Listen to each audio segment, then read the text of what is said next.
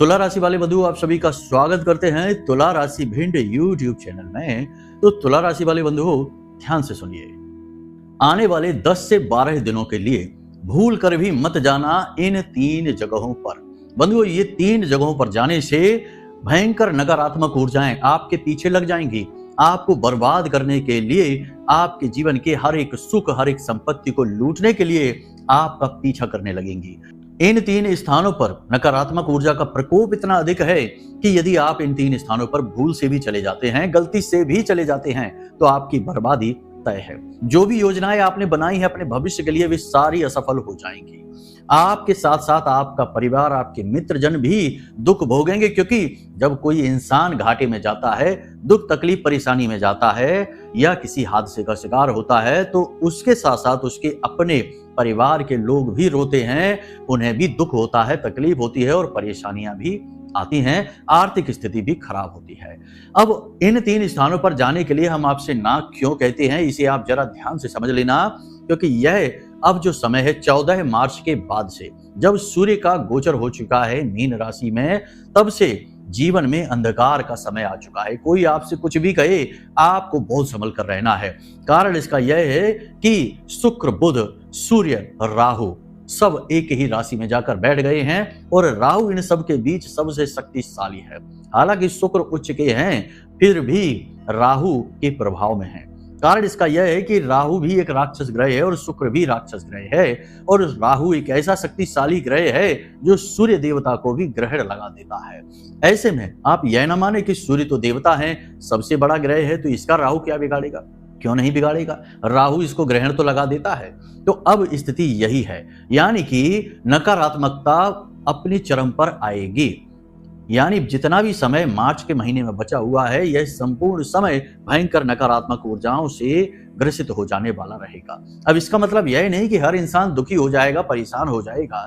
आपकी ही राशि के बहुत सारे ऐसे लोग होंगे जो खूब सुख भोगेंगे, तरक्की भी करेंगे, परंतु उनके तरीके अलग होंगे, उनके मार्ग अलग होंगे, उनके क्रियाकलाप, विचार सब अलग होगा।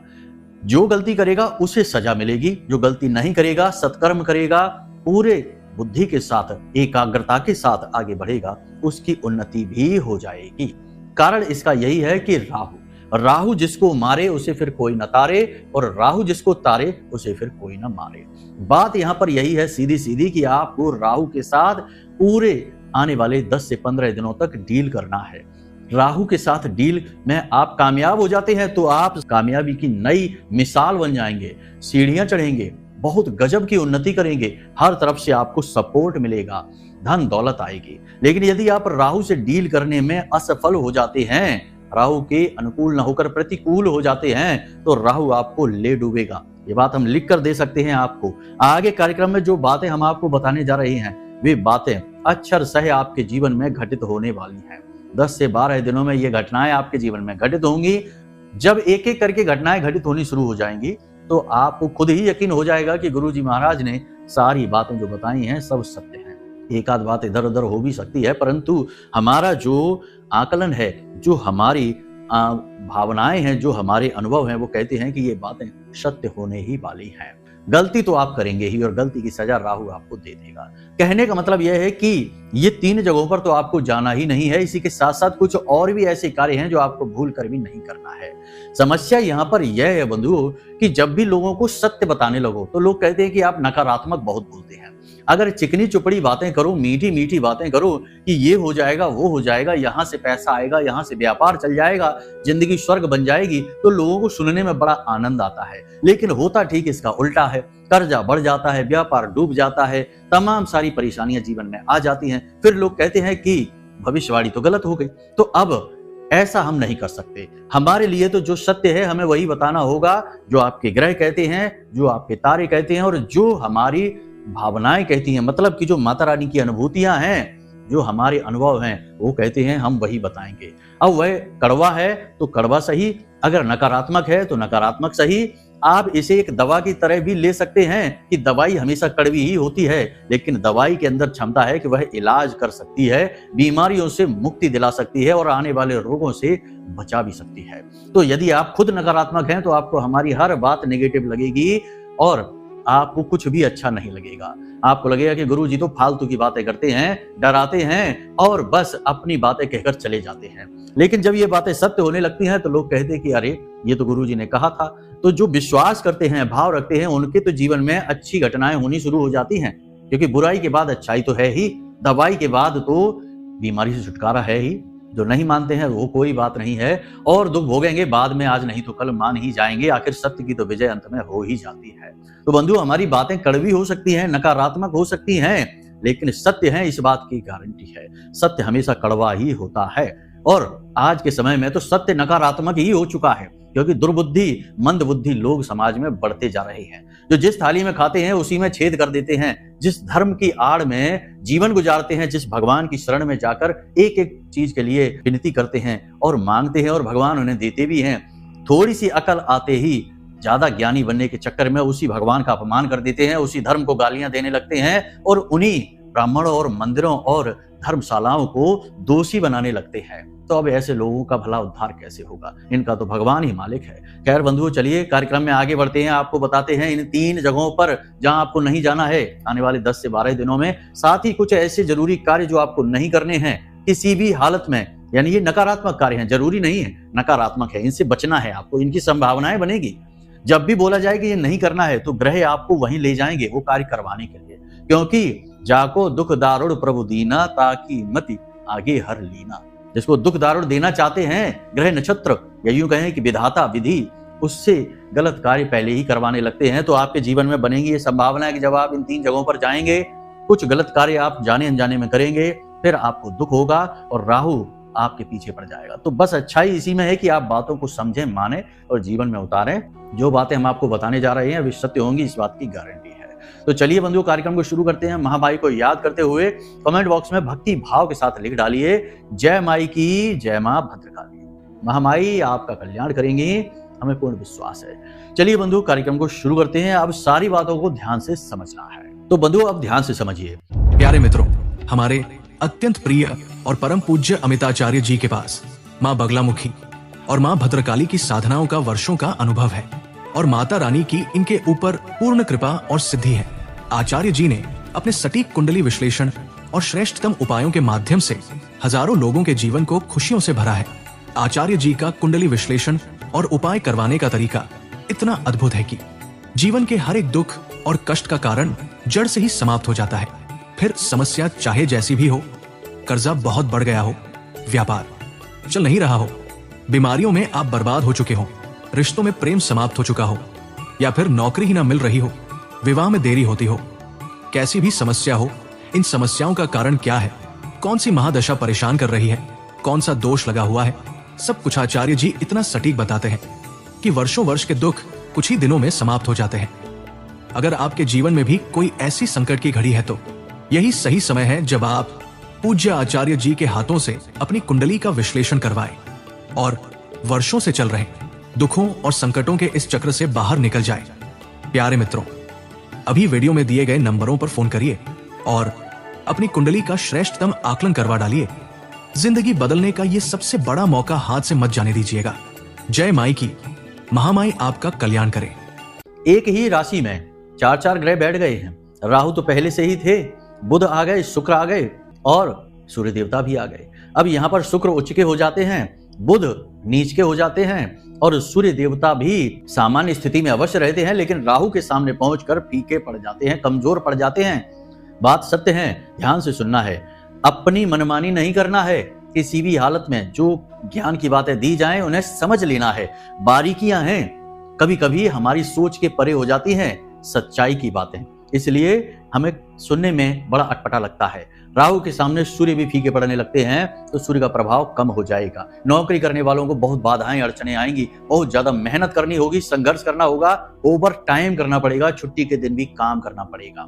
पहली बात। दूसरी बात, उच्च अधिकारियों से किसी बात को लेकर टकराव हो जाएगा, पीठ के पीछे चुगलियां होंगी, शत्रु बढ़ जाएंगे कार्यस्थल पर और शत्रु सक्रिय भी हो जाएंगे, आपके खिलाफ षड्यंत्र करेंगे, आपकी चुगलियां करेंगे और कार्यस्थल पर आपका काम करना मुश्किल कर देंगे। बात यहीं समाप्त नहीं होगी, आपको शारीरिक कष्ट भी प्राप्त होंगे। काम की अधिकता की वजह से थकान, तनाव और मानसिक दबाव रहेगा, प्रेशर रहेगा आपके ऊपर। तो नौकरी करने वालों के लिए ये समय बिल्कुल भी अच्छा नहीं है।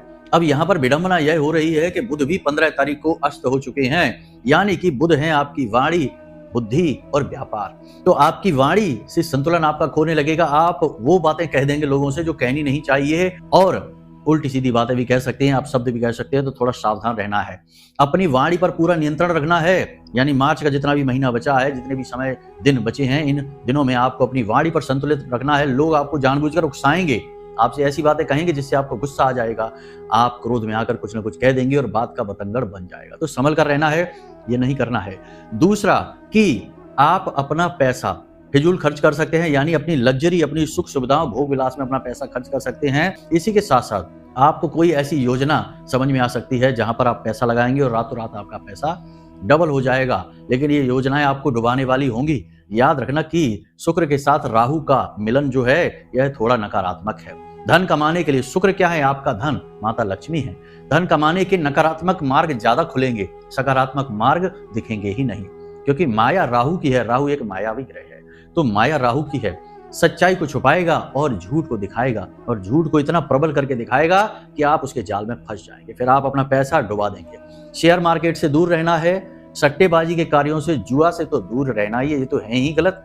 ब्याज के व्यापार और कमीशन के व्यापार संभल कर करने हैं, इनमें नुकसान होगा ही होगा। पैसे का इन्वेस्टमेंट सोच समझकर करना है, ठीक है, ये बहुत जरूरी है। पैसा को होल्ड करें, संभाल कर रखें, यूं ही बिना सोचे समझे कहीं किसी की राय नहीं मान लेनी है। जो आपका बुद्धि विवेक कहे उन बातों को मान लेना है, ये सबसे महत्वपूर्ण बात है। अब कुछ जरूरी बात, 3-4 काम हैं जो आपको नहीं करने हैं। पहला यह है कि वाहन लापरवाही से नहीं चलाना है पूरे मार्च के महीने में। अब जितना समय बचा है, लापरवाही से वाहन नहीं चलाना है, और काले और नीले रंग की कोई भी वस्तु किसी से मुफ्त में नहीं लेनी है। कोई उपहार देता है, गिफ्ट देता है, नहीं लेनी है। परफ्यूम किसी को देना नहीं है। धार्मिक वस्तुएं किसी को देनी नहीं है, जैसे धार्मिक किताबें लोग दे देते हैं, गीता जी अक्सर लोग उपहार में दे देते हैं, नहीं देना है। परफ्यूम आपको किसी को नहीं देना है। परफ्यूम देने का भी चलन है, फैशन है। किसी का बर्थडे है, पार्टी है, तो कुछ नहीं, एक अच्छा सा परफ्यूम पैक कराया और दे दिया जाकर, बिल्कुल गलत, बहुत ही गलत है। ये आपके लिए भयंकर नकारात्मक हो जाएगा। इसी के साथ साथ सफेद वस्तुओं के दान से बचना है।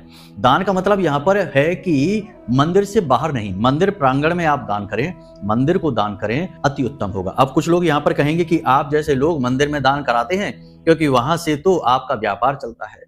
तो इतना शक और वहम क्यों कर रखा है आपने? आप अपना कर्म करिए। हर मंदिर में ऐसा काम नहीं होता, और हर जगह एक जैसी सच्चाई और अच्छाई नहीं होती, सब जगह मिलावट होती है। लेकिन धर्म धर्म होता है, धर्म से जुड़े लोग तब भी डर डर कर कार्य करते हैं। भगवान से सभी डरते हैं। जो वैसे ही भगवान की शरण में है वो भला क्या गलत कार्य करेगा। अगर आपका मन बोले तो हमारे द्वारा बोली गई बातों को आप करिए, मन ना बोले तो मत करिए, कोई जबरदस्ती नहीं है। हम तो वो बताते हैं जो हमारा धर्म कहता है, अध्यात्म कहता है। अब इतने प्रपंच हमारे दिमाग में नहीं आते कि हर जगह हम अपना एक अलग ही व्याख्यान, अलग ही गणित चलाने लग जाएं। कुतर्क कहते हैं इनको। तो कुतर्कों के चक्कर में ना पड़े। जो सत्य है, आध्यात्म है, आप अपना कर्म करिए। आप इस संसार में आए अकेले हैं, जाएंगे यहां से अकेले। कर्म के बंधनों को लेकर आए जिन्हें संस्कार कहते हैं, और नए कर्म के बंधन लेकर जाएंगे जो आपके आने वाले समय में, यानी अगले जन्म में आपके संस्कार बनेंगे, आपका प्रारब्ध बनेगा। तो आप अपने कर्म करिए, ज्यादा दुनियादारी के चक्करों में आप ना पड़िए। दुनिया भगवान को चलाने दीजिए, वो भगवान का काम है। आप ना कोशिश करिए, ना हम कोशिश करेंगे, कोई नहीं करेगा, किसी के बस की बात नहीं है। फिजूल में अपना दिमाग खराब कर लेने वाली बातें होती हैं ये, तो इन बातों से दूर रहिएगा। तो हम आपसे कह रहे थे कि अगर आपको सफेद रंग की कोई वस्तु दान करनी है तो मंदिर में दान करिएगा। जैसे आटा है, चावल है, नमक है, शक्कर है, ये चीजें मंदिर में आप दान कर देंगे, शुक्र मजबूत हो जाएगा, बहुत ही ज्यादा लाभ प्राप्त होंगे, धन लाभ होंगे। ठीक है, ये काम कर लेना है। एक उपाय आपको हम बताएंगे कार्यक्रम के अंत में, बहुत शक्तिशाली उपाय है, 21 दिनों तक करना है, भोलेनाथ का उपाय है। 21 दिनों के अंदर अंदर अगर आपको पैसा खुद चलकर आपके घर ना आए तो कहना।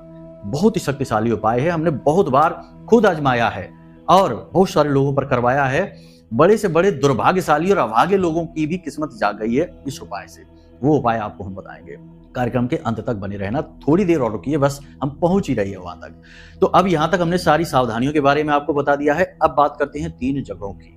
बंधुओं, भीड़ भाड़ भरे इलाकों पर नहीं जाना है। अक्सर आपने देखा होगा कि भीड़ लग जाए कहीं भी, चाहे भले ही धर्म की भीड़ हो, चाहे भले ही पंडाल हो, पूजा पाठ हो, तीर्थ स्थल हो, कहीं भी अति की भीड़ हो जाती है, हादसे हो जाते हैं। क्योंकि वहां पर राहु अति सक्रिय हो जाता है। जहां भीड़ होती है, शोर होता है, वहां राहु सक्रिय होता है और राहु सक्रिय होते ही वह नकारात्मक चीजों को, नकारात्मक बातों को नोटिस करता है और जैसे ही कहीं नकारात्मक घटनाएं प्रबल हुई, तुरंत राहु अपना प्रभाव देता है और दुर्घटना हादसे करवा देता है। तो आपको भीड़ भाड़ भरे इलाकों में नहीं जाना है। वहां चले गए तो वहां से आप नकारात्मक ऊर्जाएं लेकर आ जाएंगे और कौन सी ऊर्जा कब किसके साथ होली और कितनी किसको बर्बादी दे दी पता ही नहीं चलता है। वर्षों की बर्बादी के बाद लोग जागते हैं कि गुरुजी हम तो बहुत त्रस्त हो गए, लाखों करोड़ों का कर्जा हो गया, व्यापार डूब गया, कुछ करिए। तब पता चलता है कि ये तो नकारात्मक ऊर्जाओं की चपेट में है, किसी प्रकार की बाधा है इसके ऊपर, लेकिन तब तक देर हो जाती है। तो ऐसे चीजों से आप दूर ही रहिए, ठीक है। पहली चीज ये। दूसरी चीज ये कि एकांतवास, जैसे कि सुनसान इलाका है, एकांत है, शमशान घाट है, खास तौर से जहां चिताएं वगैरह जलाई जाती हैं। गांव क्षेत्रों में ऐसा होता है कि कोई खास एक जगह शमशान की नहीं होती है, मतलब कि लोग अपने खेतों पर एकांत में जला देते हैं। तो ऐसी जगहों पर आपको नहीं जाना है। पीपल के वृक्ष और बरगद के वृक्ष जो बहुत ही एकांत इलाके में है, वहां आपको नहीं जाना है। टॉयलेट वगैरह भी आपको नहीं करनी है, वरना बहुत भयंकर परिणाम होंगे। कीकर का पेड़, बबूल का पेड़, नीम का पेड़, पीपल और बरगद का पेड़, ये 5 पेड़ जो होते हैं, इनमें बहुत तरह की ऊर्जाएं निवास करती हैं। दैवीय ऊर्जाओं के साथ साथ प्रेत और पिशाची ऊर्जाएं भी वास करती हैं। कीकर का ही तो वृक्ष था, पेड़ था, जिस पर तुलसीदास जी ने जल डाल दिया था। यूं ही शौच करके आए थे और थोड़ा सा जल डाल दिया और उस जल से ही उस वृक्ष पर रहने वाला प्रेत प्रसन्न हो गया था। लेकिन वह तो अच्छा प्रेत था और तुलसीदास जी संत थे, तो उनका तो कुछ नहीं बिगाड़ा, उनकी तो मदद ही कर दी। लेकिन हो सकता है कि कोई नकारात्मक प्रेत हो, कोई भयंकर नकारात्मक ऊर्जा हो, और आप और हम तो तुलसीदास नहीं हैं, तो हो सकता है कि हमारी जरा सी नकारात्मकता का वह बड़ा लाभ ले ले और हावी हो जाए। तो इन सब चीजों का ध्यान रखना है। एकांत में इन वृक्षों के नीचे नहीं जाना है, टॉयलेट वगैरह नहीं करनी है, रुकना बैठना नहीं है, ठीक है। 2 स्थान ये हो गए, बहुत ही महत्वपूर्ण हैं। तीसरा स्थान, जहां पर लोग शराब पी रहे हैं, मांसाहार कर रहे हैं, व्यभिचार कर रहे हैं, गलत बात कर रहे हैं। अक्सर ऐसा होता है कि लोगों को हमने देखा है कि गुरुजी हम शराब पी नहीं रहे थे, हम तो वहां बस बैठे ही थे, और वहां से उनके जीवन में नकारात्मकता आ गई, राहु सक्रिय हो गया। कोई जुआ खेल रहे हैं कुछ लोग, और कोई है जो वहां देख ही रहे हैं, बस वहीं से उनका बुरा समय शुरू हो गया। ये बातें आपको समझ में नहीं आएंगी, ये बातें हम जैसे लोगों को समझ में आ जाती हैं जब हम साधना में बैठते हैं, ध्यान में बैठते हैं, आंखें बंद करते हैं और माता रानी से अपनी लौ लगाते हैं, तो आभास होने लगते हैं, नाम मन में आते हैं, जैसे ही वैसे ही समझ आ जाता है कि किस प्रकार की ऊर्जा इसके सिर पर सवार हो चुकी है, कहां से यह ऊर्जा आई है, यह भी पता चल जाता है। एक बच्ची थी जिसकी हमारे पास में कहानी आई कि बड़ी बुरी स्थिति, बहुत बुरी स्थिति, यानी बहुत ही सभ्य लड़की थी, विवाह हुआ, उसके 1-2 वर्षों के बाद ही उसके ऊपर एक ऐसा भयानक प्रेत हावी हुआ और उस प्रेत ने उसे बर्बाद करके रख दिया। 1 से 1.5 वर्षों तक उसे भयंकर तरीके से प्रताड़ित किया। लड़की भयानक बीमार रहने लगी और जब वह प्रेत उसके शरीर पर हावी हुआ करे तो वह लड़की 10-10 लोगों के भी कंट्रोल में ना आया करे, इतनी शक्ति उसके शरीर में आ जाए और घर छोड़कर भाग जाया करे, कभी कुछ करने लगे, कभी कुछ करने लगे, तो बहुत ज्यादा प्रताड़ित। तो जब हमने ध्यान लगाया, साधना की और माता रानी से निवेदन किया, तो जब लौ लगी तो पता चला कि मेहंदीपुर बालाजी गए थे ये लोग परिवार के साथ, और वहीं पर जब लौटते समय किसी एक स्थान पर एक छोटी सी पुलिया थी, जो पुल होते ना, छोटी सी पुलिया होती है, वहां पर ये लड़की बैठ गई थी कुछ समय के लिए। ये लोग वहां पर टॉयलेट वगैरह करने के लिए रुके थे और वहीं पर ये लड़की बैठ गई थी और वहीं से यह पिशाच, यह प्रेत उसके साथ हो लिया और उस प्रेत ने उसे 2 साल तक प्रताड़ित किया। बड़ी लंबी प्रक्रियाओं के साथ उस पिशाच से, उस प्रेत से उसका पीछा छुड़ा पाए हम। तो आप समझिए कि ये ऐसी चीजें हैं, इनसे बड़ा मुश्किल होता है पीछा छुड़ा पाना। एक बार अगर ये आपसे जुड़ गई तो जीवन ही खराब कर देती हैं। ऐसे केस हमारे पास तो सैकड़ों आते हैं, कुछ सुलझ जाते हैं और कुछ नहीं भी सुलझ पाते हैं, क्योंकि हम सर्वशक्तिमान नहीं हैं। माता रानी की इच्छा है, ईश्वर की जो इच्छाएं हैं वे सर्वोपरि रहती हैं। तो यहाँ तक आपको हमने समझा दिया है, ये 3 स्थानों पर आप नहीं जाना। अब बात करते हैं उस एक उपाय की। वैसे तो देखो, जितने भी नकारात्मक स्थान आपको समझ में आते हैं, अच्छे बुरे का आपको फर्क है, भले बुरे का आपको ज्ञान है, तो जो बुरे स्थान है वहां जाना ही नहीं है, क्योंकि ये राहु का समय काल चल रहा है, राहु अत्यंत प्रबल है, तो जरा सी गलती करेंगे बड़ा दुष्परिणाम सहना होगा। तो इसका आपको ध्यान रखना है। बाकी 3 विशेष जो इंगित स्थान है, इनके बारे में हमने आपको बता दिया है। अब बात करते हैं सबसे महत्वपूर्ण उपाय। भिखारी से भिखारी भी अमीर बन जाएगा और गरीब से गरीब, कंगाल से कंगाल भी लाखों करोड़ों में खेलेगा।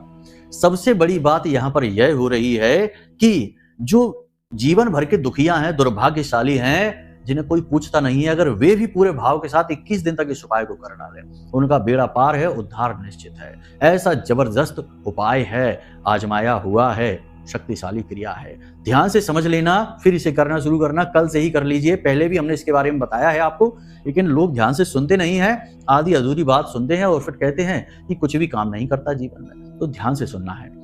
आपको अनार चाहिए, अनार का रस, ठीक है, अनार का रस चाहिए। प्रतिदिन शुक्रवार के दिन से प्रारंभ करेंगे इस क्रिया को। बाजार जाएंगे, अनार लेकर आएंगे, उसका रस निकालेंगे, खुद अपने हाथों से रस निकालेंगे। हाँ, मशीन से निकाल लेना, कैसे भी निकाल लेना, मेहनत खुद करेंगे। तो रस निकालेंगे और उस रस को ले जाकर भोलेनाथ के शिवलिंग पर अर्पित करेंगे। उस रस में थोड़ा सा शहद मिला लेंगे और उसे अर्पित करेंगे शिवलिंग पर। उसके बाद थोड़े से अक्षत चावल चढ़ाएंगे और फिर जलाभिषेक करेंगे। इस क्रिया को आपको करना है। फिर वहीं पर बैठकर कम से कम 10 से 15 मिनट पंचाक्षरी मंत्र ओम नमः शिवाय का जाप करेंगे। ओम नमः शिवाय पूरा मंत्र उच्चारण करेंगे। बहुत से लोगों को हमने देखा कि मंत्र ही सही नहीं बोल रहे, तो काम कैसे होगा? मंत्रों में शक्ति है, ऊर्जा है, तो बोलते हैं ओम नमः शिवाय, ओम नमः शिवाय, तो ना तो नमः बोला ना ही शिवाय बोला। तो ये गलती नहीं करनी है, अच्छे से उच्चारण करना है, धीमे उच्चारण करना है। उपांशु जाप बोलते हैं इसको। उपांशु विधि के साथ जो जाप करेंगे आपको यह जाप फलित हो जाएगा। उसके बाद आपको शिवलिंग को अपनी दोनों हथेलियों से इस प्रकार छूना है, यानी पकड़ लेना है, जकड़ लेना है। शिवलिंग को यह प्रेम बहुत, यानी भोलेनाथ को यह प्रेम बहुत अच्छा लगता है। तो आपको ऐसे दोनों हाथों से पकड़ लेना है, हथेलियों से। उसके बाद अपना दर्द, अपनी तकलीफ सब मन में याद करनी है और भोलेनाथ से अनुनय निवेदन करना है, शरणागति हो जाना है उनके। बस इतना सा आपको करना है। मार्कंडेय ऋषि की कहानी आपको याद ही होगी, जिन्हें भगवान भोलेनाथ ने अमर बना दिया, जो कि अल्पायु थे, 5 वर्ष की आयु थी, और केवल इसी क्रिया से उन्होंने कुछ भी नहीं किया था, बस शिवलिंग को जकड़ लिया था और यमराज उनका कुछ बिगाड़ नहीं पाए थे, वापस लौटना पड़ा था। तो ये भोलेनाथ को बहुत प्रिय है। ये क्या है? ये आपका समर्पण है, आपका प्रेम है। जैसे ही आप समर्पित होते हैं अपने भाव लेकर, वैसे ही भोलेनाथ आपसे बहुत ज्यादा प्रभावित हो जाते हैं। और भोलेनाथ तो हैं ही भोले, जिसने एक बार भोलेनाथ को प्रभावित कर लिया, उससे तो काल भी डरता है। माता लक्ष्मी स्वयं उसके घर आएंगी, क्योंकि भोलेनाथ और नारायण एक ही हैं। भोलेनाथ प्रभावित हो गए तो नारायण अपने आप प्रभावित होंगे, और नारायण प्रभावित हो गए तो माता लक्ष्मी स्वयं चलकर आएंगे। बस आपको ये क्रिया करनी है। प्रतिदिन बिना किसी को बताए, बिना टोका टाकी के, बिना किसी व्यवधान के लगातार इस क्रिया को करिए। 21 दिनों तक इस क्रिया को करिए। हम आपसे कहते हैं कि 5 से 7 दिनों में परिणाम दिखने लगेंगे। 21 दिनों में आपकी मनोकामना फलीभूत हो जाएगी। व्यापार डूब रहा है तो ऊंचाइयों पर उड़ने लगेगा। नौकरी नहीं है तो नौकरी मिल जाएगी। किसी भी प्रकार की अड़चन है, कर्जा बहुत है तो कर्जा चुकाने के मार्ग मिलने लगेंगे। शत्रु नाश हो जाएगा। लोग बढ़ चढ़कर आपकी मदद करने के लिए आगे आने लगेंगे। भाव बहुत महत्वपूर्ण है। बस दिखावे के लिए नहीं करना है, अंदर से, दिल से उपाय को निकलना चाहिए। 2-4 दिन हो सकता है कि ना आए भाव, क्योंकि कोई भी नया काम करते हैं, ये दुनिया के प्रपंच इतने गहरे हैं कि कहीं भी आस्था को जमने ही नहीं देते हैं। हर जगह कुतर्क के बीज बो देते हैं, जमीन दूषित हो जाती है आस्था की। तो 2-4 दिन हो सकता है ना भाव आए, लेकिन आप किसी से चर्चा नहीं करना। आप सोचना कि आप हैं और आपके भोले बाबा हैं, बस, और कुछ भी नहीं है इस ब्रह्मांड में, और आपके सामने वो खड़ी हैं और आप जैसा चाहें वैसा उनके साथ निवेदन करें। बस इस क्रिया को इस प्रकार करिए। भाव बहुत महत्वपूर्ण है, भाव से ही सब फलित होता है। तो इस क्रिया को करिए। बाकी जो हमने स्थान बताए हैं, इन स्थानों पर मत जाइए, और हमने जो नकारात्मक बातें कही हैं, इन नकारात्मक बातों को दवाई की तरह लीजिए। आपका जीवन शुभ हो जाएगा, जीवन फलित हो जाएगा, दुखों से मुक्ति हो जाएगी, इस बात की गारंटी है। हम आपको विश्वास के साथ कहते हैं। बाकी महामाई चाहेंगी तो आपके दुख चुटकियों में दूर हो ही जाएंगे। तो चलिए बंधुओं, कार्यक्रम को यही विराम देते हैं। यदि कोई प्रश्न मन में उठे तो वीडियो में नंबर दे दिए हैं, इन नंबरों पर फोन लगाइए और सारे मन के सवाल पूछ लीजिए। कुंडली विश्लेषण कराना है तो उसके लिए भी इन्हीं नंबरों पर फोन करिए। तो चलिए बंधुओं, हमेशा हंसते रहिए, मुस्कुराते रहिए, सकारात्मक रहिए और ईश्वर का धन्यवाद हमेशा करते रहिए। महामाई पर आस्था और विश्वास बनाकर रखिए। प्रेम से बोलिए जय माई की। महामाई आपका कल्याण करेंगी। धन्यवाद। हमारे प्रिय और परम पूज्य आचार्य जी ने अपनी साधनाओं के अनुभवों पर आधारित शक्तिशाली उपाय और क्रियाओं के माध्यम से हजारों लोगों के जीवन को पूरी तरह से बदला है।